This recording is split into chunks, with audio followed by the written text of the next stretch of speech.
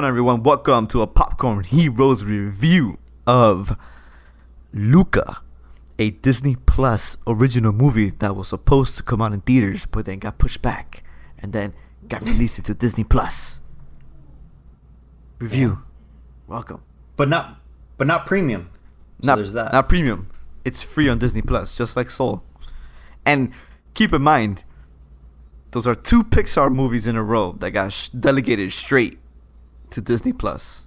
Very curious. Mm-hmm. Very curious. Indeed. They're hating on Pixar right now. Probably. Anyways, I am Armando. With me today is Pedro. Hello. We both saw Luca. And what did you think about it, Pedro? I liked it, man. You enjoyed it? It's a good movie. I liked it. So, Pedro, since you liked it so much, give me the premise of Luca.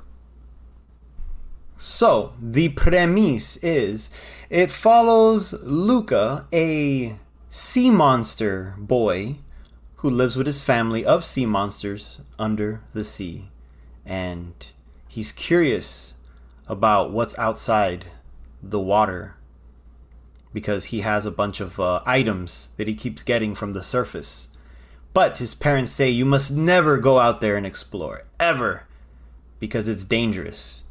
And then Luca goes out into the wild openness of the world, and he turns into a human. As soon as he touches the air, he turns human. And then he goes off on an adventure. Nice. And makes friends. That sounds like a great movie, Pedro. I'm glad you enjoyed it.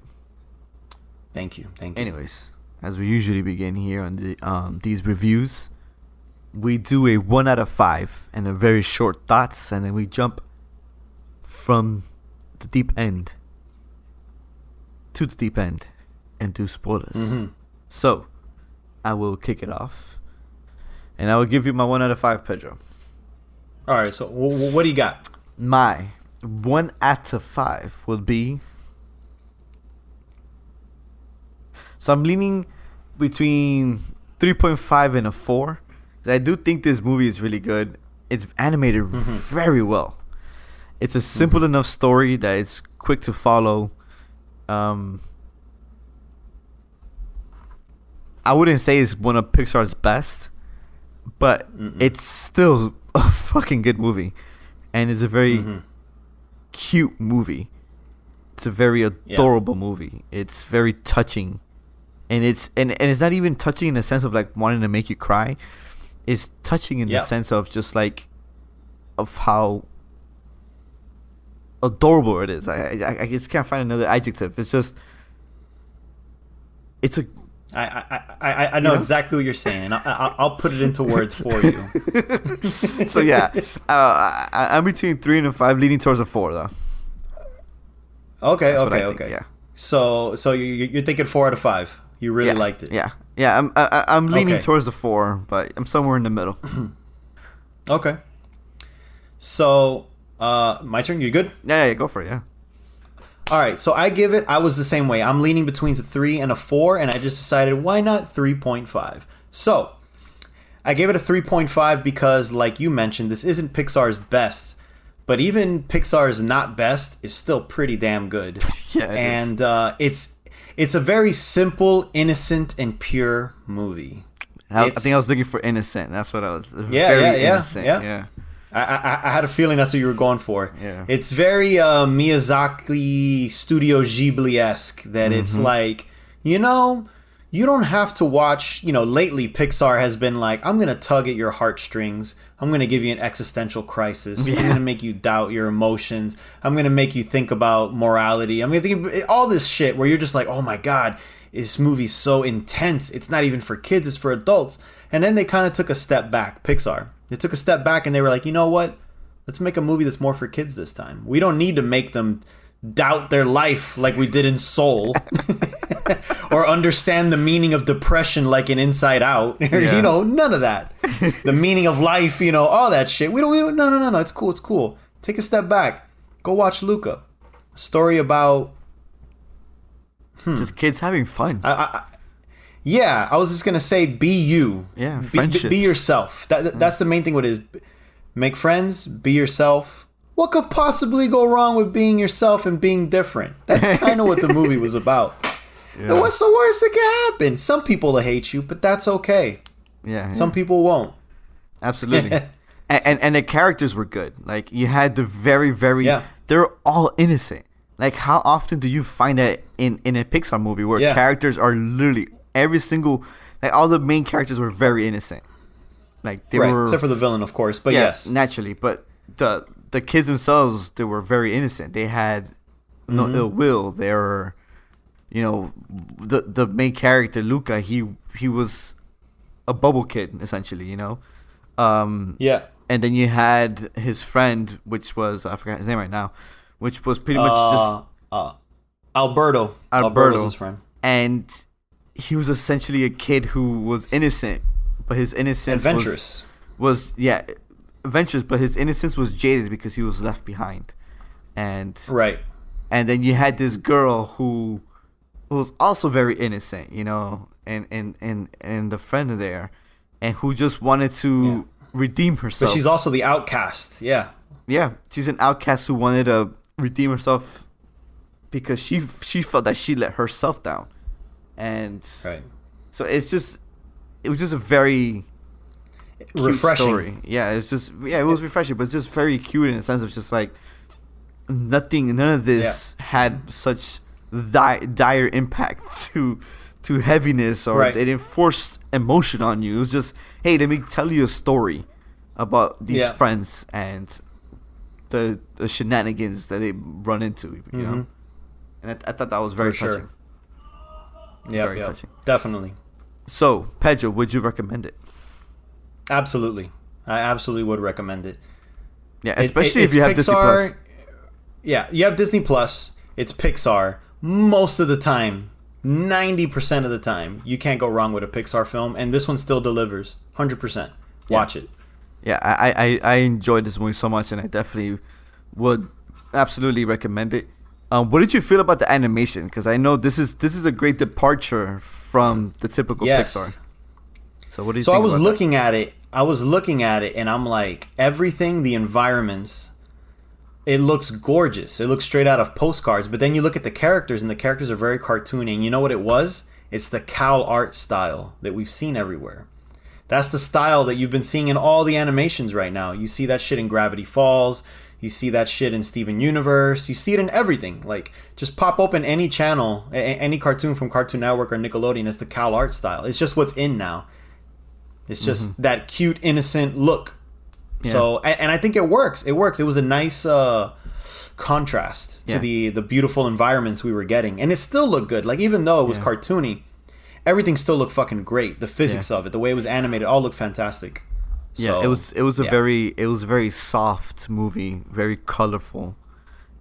Yes. And it was great. And it just stood out, I think it set itself apart from all the other ones that have come before it, which I really did enjoy that. A big departure, Like at first watching it, I'm like, this is a new Pixar, It's very different here. But it made sense They're with not the going confines hyper real or anything. Yeah. But it made sense with the story and the confines of the story, Absolutely. It was just definitely great. It was fantastic. All right, Pedro, so let's get into it. Spoilers ahead. Spoilers ahead. Spoilers. All right. Spoilers. All right. So, go ahead, Pedro. Kick it off, man. Seems like you had a lot to say. So I'm going to kick it off with one of the big things that it didn't bother me. It just made me laugh. Was that this movie is the biggest Vespa commercial I've ever seen in my entire life. It was everywhere. If you would have had a drinking game where every time they say Vespa, you took a shot, you'd be dead by a quarter into the movie. You're right. This movie, I was like, I haven't seen a car commercial this big in a movie since Italian Job for the Mini Coopers. Like, but this movie was so Italian, though, dude. It was so Italian. Yeah. And I think that's why I enjoyed it so much. So I didn't see the movie, but it's one of those famous movies that get referenced everywhere. You've seen posters. It's Roman Holiday, which is the famous one with Oh my god, I just blanked out on their names. But anyways, the cover is them hanging out in Italy in a fucking Vespa, and they're going around town, and it's just this nice little summer vibe. So yeah, I figured they looked at that and they got inspired by it, and they just went for it. Like summer fun. I think it makes sense because one, it's a little town, and I'm pretty sure I mean, from what I've seen in documentaries and like people traveling in little towns, Vespas are the shit. You know, they're probably a cheap form of transportation. I love it, and for me, I believe that this movie does take place in like maybe like the 60s or something like that. Maybe late 50s, early 60s. So yeah, it seems like something like that. The rise of the Vespa makes sense here. It makes sense. It does, with this little town who's just probably growing and the Vespa is just this new thing that just has within the last few years has come out, and it's so Italian though. It's so Italian, and I think I really enjoyed that. Yeah, it we always talk about is the setting a character, and I really felt it was. The setting was totally a character. You felt it? And yeah, you felt it. You felt it in the design and in everything. Just like the idea that it's a small town, the people, and that small town worked with the mentality of the people and their fear of like, oh my god, if they see I'm a sea monster. And then the whole town had statues of how they hunted sea monsters, so it just all felt, it all added to it. And something I thought was really funny is the fucking triathlon that they had, where of kids doing that, like that blew my mind. But kids do the running, they do the swimming, then they do the bicycling, and then they gotta eat pasta. I'm like, wait, is this real? The swimming, eating is swimming, pasta, and then bike. Oh, there was no running, huh? The running was just them. There's no running. Getting in between things. Exactly. Yeah. So the pasta was the third thing of the triathlon. No, pasta was in the middle. Well, it was in the middle, right? It was the swimming first, then the pasta. That's what made it so complicated, because you're such in a full stomach, and then you have to go on an uphill to then ride the fast downhill. Yeah. After that. Which is funny because they were just making it seem like it's a commercial for the pasta. It's like the pasta company is sponsoring this race, so you got to eat our pasta. And I'm like, but you. And I thought that was such a dumb tactic, because it's like, yeah, you're advertising it, but people are going to be barfing your pasta. Is that what you want? But you know what's funny? Because if you have a three-man team or a three-person team, you're each of you are in your stages, right? Because it was supposed to be that one swam, one ate, and one rode the bike. But since you're right. But since the girl never had any friends, any company, she will always end up barfing going up the hill, because she's done everything. So I think that's the whole point. But if you have a team, you could wreck it. Yeah. So it was a lot about, I mean, there's another theme of the movie, the whole teamwork, the whole friendship, teamwork makes the dream work type thing. Now that we're mentioning the triathlon, there's something so interesting. I thought that when Luca joined the race, I'm like, he's a sea creature. He's going to own that swimming, like, super easy. It's kind of cheating, but then they gave him the diving suit so that he wouldn't, show up as a sea creature for everyone. I'm like, oh, okay. They gave him the crutch. Yeah, well, essentially the crutch was that he couldn't get into the water, because then people will see that he's a sea monster. So yeah, so he had to do the diving suit. So he had to find a way to do the loophole, which I find very curious. What I didn't understand is that why didn't he just participate in the race with the girl? I just didn't understand. Why did he have to go on his own? That is what I didn't understand.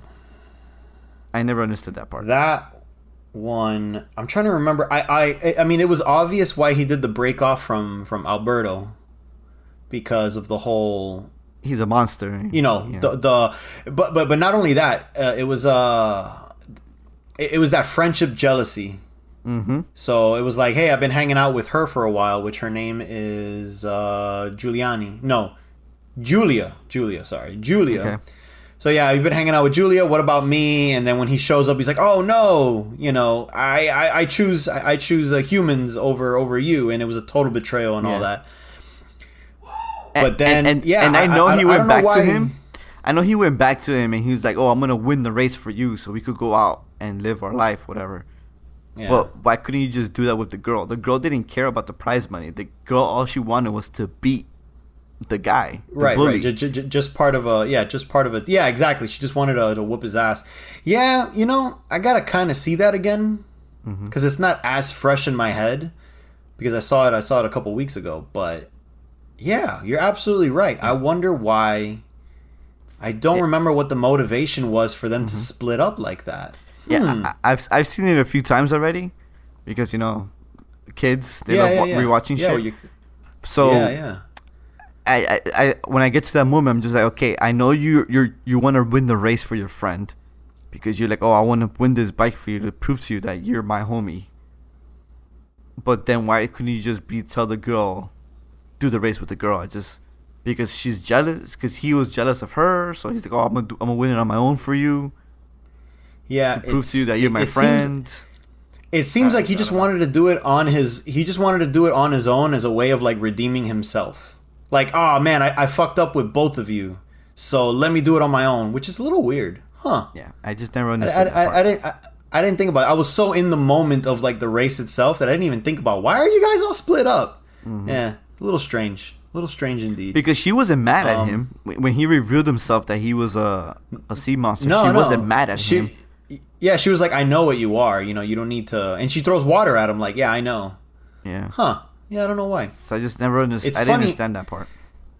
It's funny how the movie essentially combined two different mermaid stories. It combined to me Little Mermaid with the whole she gets the thingamabobs from the surface and she collects them and she's curious about it. Because, Luca got the whole record player and all that stuff and all the shit that was falling. And then another one that I watched a lot in the 80s was, an 80s movie, that I watched a lot was Splash with Tom Hanks, where when she's out of the water and she's around oxygen, she turns into a human. And then when the salt water hits her, that's when she starts turning into a mermaid. So they kind of took the Splash rules with the Little Mermaid premise and then just Pixar'd it, Yeah. And then just made it a story of like platonic friendship, even though a lot of people were looking at the trailers and going, oh my God, you get it? They're hiding that they're sea creatures, so they're really gay. Sure. If you want to dive into, overanalyze movies like how many people do, you can totally think that if you want. But the director pretty much said, nah, it's just a platonic friendship of, they were hiding shit and now they're not. Do what you will of what you want with that message, but this is what it really is. It's funny because I was gonna ask you that question because I saw those articles pop up of saying, that the Luca movie was a thing for that they were gay, and I'm just like I'm not at one point did I see them not like they were not gay at all, like there was no so. In the movie itself, you don't get that vibe at all. But I will admit that when I saw the trailer, I was like, I wonder if they're going this route. I wonder. But once you watch the movie, it's fucking plain as day. It's like... Yeah, it's friendship. Nah, it's just straight platonic friendship. But the idea that they're hiding who they truly are, and then they just let it all out, including the two abuelitas at the end that also show who they really are. It's like... That idea, you could totally come up with anything. Kind of like how X-Men is the metaphor for being gay or being black in America at that time. You could do whatever you want with that message. So it's like art. Go ahead. Add whatever you want. Add any flavor seasoning to make your point. Yeah. Someone else was saying, it's about like immigrants. And, and it's like, sure. Yeah, whatever you want. Yeah. Why not all of them? It's just the idea that you get to be yourself at the end of the day. So whatever that entails to you, take that message with you. No, for sure. Yeah, I agree. I didn't see the gay angle they were trying to force into this movie. I'm just like, I don't think this movie and when you say they forcing into, you mean the fans, some fans forcing into, not the movie itself, right? No, not the movie. It's just fans or even journalists trying to force that message upon to the movie, which I don't think it was even trying to remotely portray. I think it was trying to portray, how we hide who we truly are as, people or themselves, whatever, and how we have friendships that are become so close that even when someone else tries to get in there, there's some jealousy that happening between somebody. Of course, right? So yeah, it's that just the happens all the time, typical. it's what's growing the up. word? Typical coming of age shit. Exactly, growing up. Exactly, it's something that just happens, and you look at it, you're like, oh, it's just that innocent, kid shit, right? And it's kind of like it's one of those things where you could be friends with more than one person, and there's nothing wrong with that. And right, growing up is accepting that this person you love so much could have other friends they're also close to, But it also made sense with Alberto's character because he was abandoned. Ooh, on purpose. You're right. You're absolutely They right. didn't redeem the father at all. They pretty much said, yo, your dad was a piece of shit that just left you. And that's okay. Yeah. And I like that they did that. They didn't try to redeem him. They didn't try to redeem the bully. And then there's one line, I don't remember, I'm gonna paraphrase it. But there was one line that I believe it was the dad with the missing arm that said it. I could be mistaken. But he said something like, you're gonna go out there. No, it was the mom. The mom said it when he's going out on the train. It's like, you're going to go out there and, I've always been scared, but yeah, you're going to go out there and there's just going to be some people that just won't like you. And that's it. And that's fine. Because there'll be people that will. And that was that line, like I said, I butchered it, but there's a line in there that's pretty much that to that idea. And that's the message of the movie. It's like, yeah, it's risky to show the world who you truly are. And with that, people won't like you and people will like you. And you just got to deal with it. That's life at the end of the day. And I love that overall message of the film. It is a huge message, man. Because I think people don't recognize that until later in their lives, Mm-hmm. No matter what you do, there are people that are just not going to like you because of what you are. No matter what that is. And I thought that was a great message. And that's probably the most adult part of that movie was that line. I was like, ooh, you cut real deep with this innocent movie. And that was at the end already. The movie's already finishing. And I'm like, oh, there goes Pixar. Oh, with one quick line. And it's funny because like the emotional beat was literally at the end when Alberto comes and saves him. And then he gets bullied. And then that's when Luca's just like, you know what, man?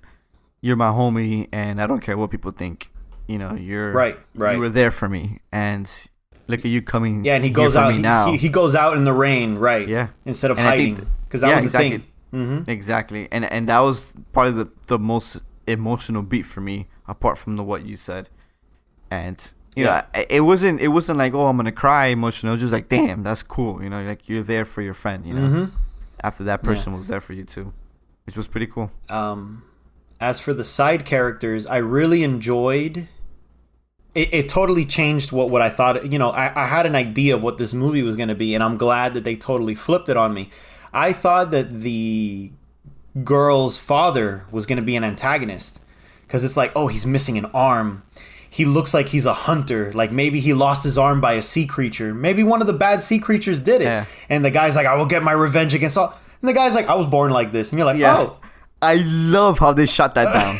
I loved it. I think that was probably the most funniest thing ever because you expected him. You see how mean he is. You're like, oh shit, this guy's been through some shit. Yeah. And when he goes to him, oh, a sea creature ate my arm or whatever, and you're like, oh shit. He's like, nah, don't worry about it. I was born this way. And I was just like, oh my god, this is the most perfect way to shut down that idea of this person being that. And I was just like, that's so good. It's and it just adds more to the theme that there's more to everyone that meets the eye. Like you looked at him and you had an image. Yeah. You're like, yep, that's this guy. And then he ended up being like, where's Alberto? Remember, like when he's missing, he's like, where is he? Yeah. Like making the pasta, showing him how to like eat right. No, he was eating with his hand. He was mimicking it. Like it's like, damn, look at this like great friendship they just made, And he even went out looking for Alberto when he was missing. Right, he went out looking for him. So it was just so like like you said, it was a cute movie. Just everyone's relationship was so great. It was like, oh, look at that. Did you suspect that the dad knew? That the dad? No, I actually didn't think that. No, I didn't think he knew. I thought he was just as shocked at the end when it all happened. That was his moment of like, oh, who cares? Yeah. That was the revelation. Yeah, because he did it. He definitely, Because the whole town has been like this brainwashed, thinking that the sea monsters were evil and stuff like that. So the fact that he's like, oh, they're evil, but wait, I actually know them, and I know who they are. I spent time with them. He's like, no, they're not what we think they are. Yeah. which was pretty sweet. Yeah, yeah. That was another touchy moment.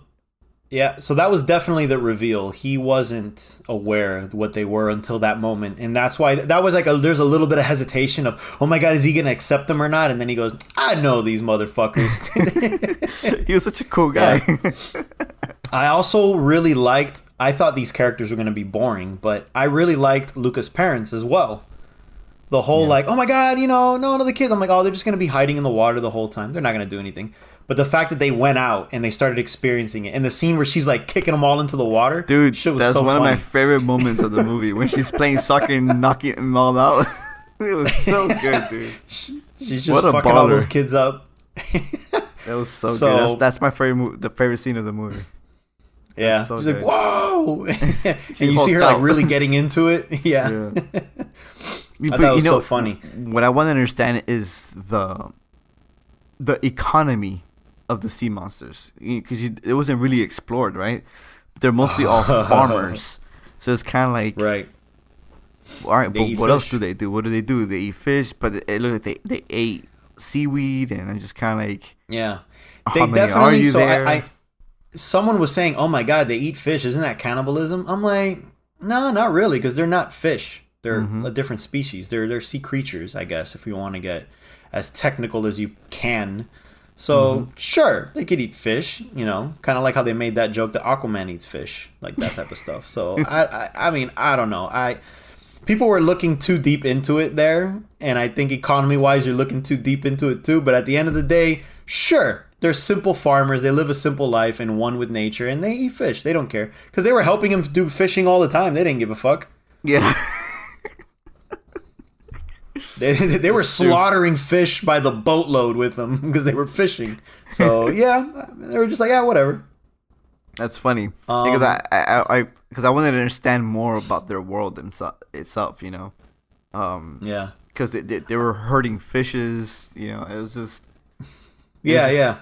It was such a weird, dichotomy that's happening. I'm just like, I really wanted to know more about what's happening here.